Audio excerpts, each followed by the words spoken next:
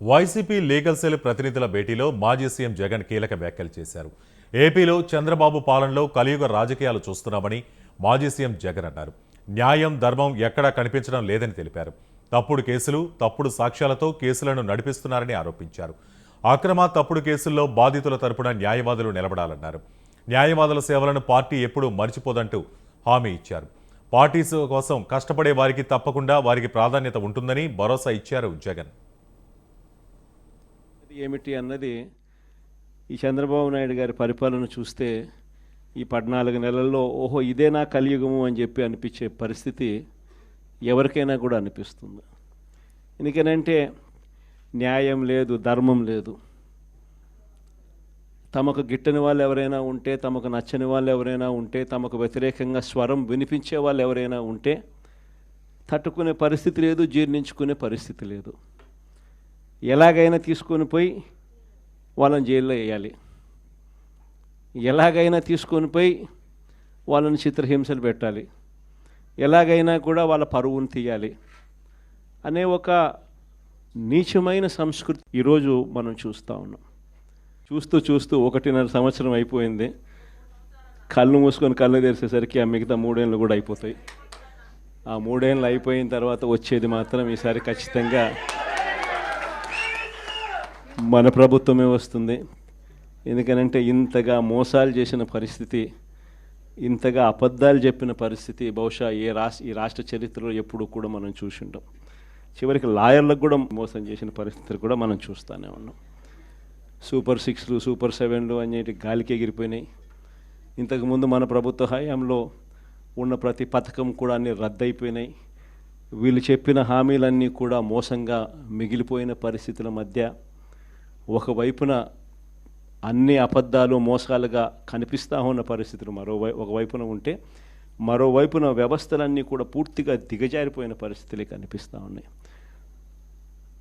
చదువుల రంగం తీసుకున్న, పేదవాడి ఆరోగ్యానికి సంబంధించిన రంగం తీసుకున్న, వ్యవసాయ రంగం తీసుకున్న, లా అండ్ ఆర్డర్ తీసుకున్న, గవర్నెన్స్లో ట్రాన్స్పరెన్సీ తీసుకున్న, ఏ రంగాన్ని తీసుకున్నా కూడా అన్ని రకాలుగా తిరోగమనమే కనిపిస్తుంది తప్ప ఈ రాష్ట్ర ప్రభుత్వంలో ఎక్కడా కూడా పురోగతి, అభివృద్ధి అనేది ఎక్కడా కనిపించని పరిస్థితి.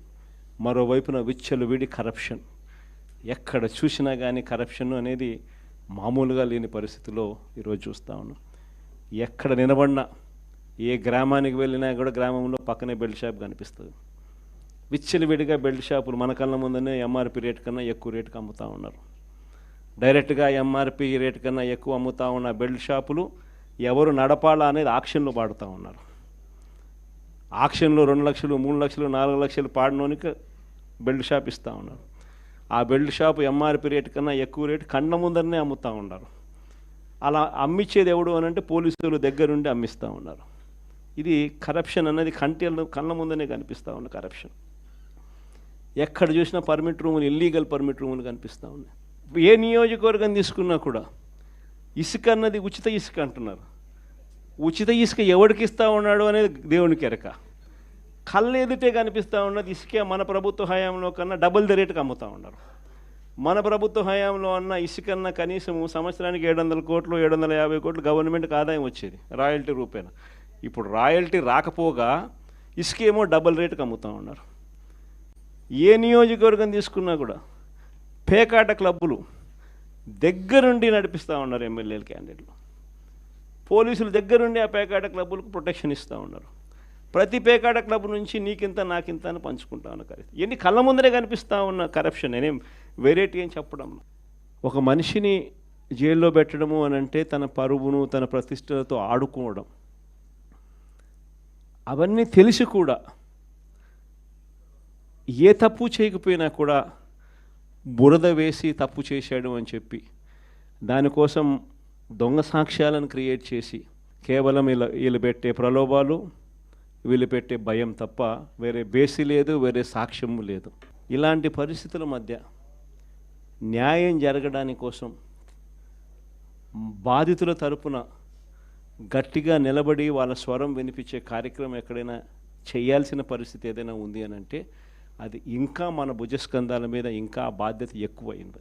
కానీ ఏదైనా కూడా న్యాయం ధర్మం అనేది వాళ్ళ తరపున ఎవరైనా వాళ్ళ తరపున గట్టిగా నిలబడి వాళ్ళకు న్యాయం చేసే పరిస్థితి రావాలి అని అంటే అది మళ్ళీ మీ భుజస్కంధాల మీదనే ఉంది.